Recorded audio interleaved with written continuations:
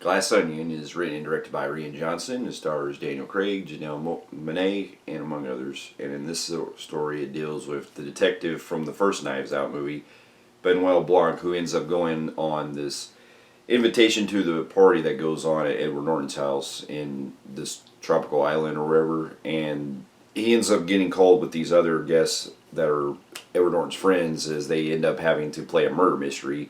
And if you've seen from the previews, it essentially goes into some territory that goes unexpected. And Detective Benoit has to essentially look for clues and find out what's going on.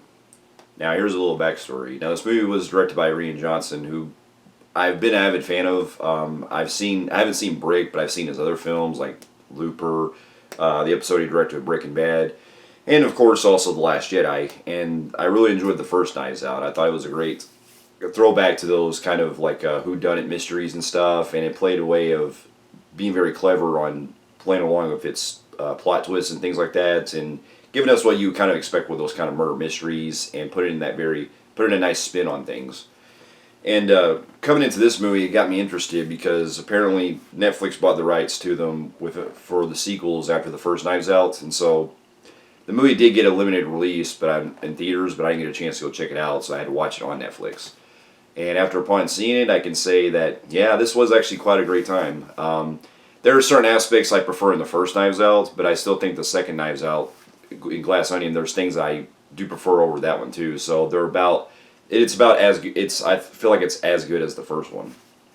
And to get my pros out of the way, I thought Daniel Craig, really nailed it as this detective. You know, he really captures a lot of the humor, he's basically what we see as the audience, where he's trying to figure things out as it goes along and things like that. And the way that he's able to solve things in a very coherent manner is just very fantastic. And the way that he's going along with piecing together certain things and interviewing people and stuff, I thought was really interesting in the way it plays out. And I also got really love the rest of the cast, especially seeing Batista, Edward Norton back. Seeing him in a big movie again like this was great. And then, of course, you also have, like, some other ones that I haven't seen in a long time, like Kate Hudson and all of them. And Janelle Monáe is also one of my favorites, where she does have something that as it goes along, you start to discover more about her character that I thought was pretty interesting, the way the movie spanned it around. Now, to get the rest of this pros, I will say, too, the production design is very top-notch. This location they go to is very, it's what you expect with this kind of like island type of setting, where this whole barb area or whatever, it's like shaped like a glass. It's all in glass and everything, and it's called the Glass Onion. And there's some nice, really interesting themes that they play into the whole, like, layers, how onions have layers and stuff. And that comes into play with the way that the movie, you piece together more things as it goes along. And this is also one of those where the way the story builds upon everything, it has it to where you can watch the movie and then rewatch it again and pick up certain clues that you didn't notice the first time, that I thought was really interesting.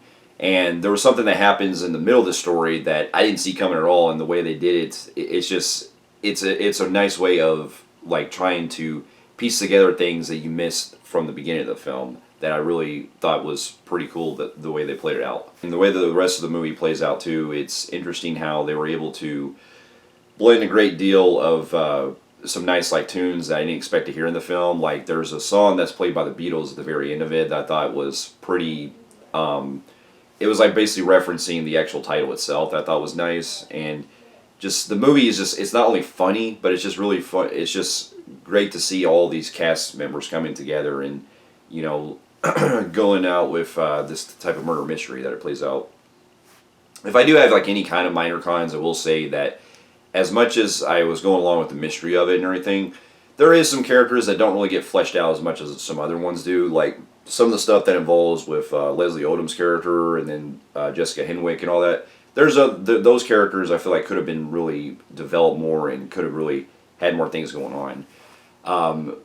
And there's also some things toward the end that I was kind of also questioning too, of, I'm trying to really figure out, like, what it was playing out with. And the movie does have some things that you probably could have explored a little bit more better with. Like, there's some other characters that they kind of introduced in the beginning of the film that I won't reveal, but it's a big name, and it's kind of wondering, like, there's a certain aspect to him that I was kind of questioning where it was going toward the end of it. And so I did kind of question that. But other than that, though, I still really did have a good time with this movie. And going back to one of my pros, I did find it a little bit less predictable compared to the first film because there's certain things that you don't really know who the killer is in certain aspects compared to the first movie. And so overall, I had a great time with Glass Onion. And with that, I'm going to give the movie a very high compelling grade on the Film Freaks meter. And so for those of you who've also seen Glass Onion and the first Knives Out, let me know in the comments below what you thought about it. And thanks so much for watching, and I'll see you in my next review. I'll see you later.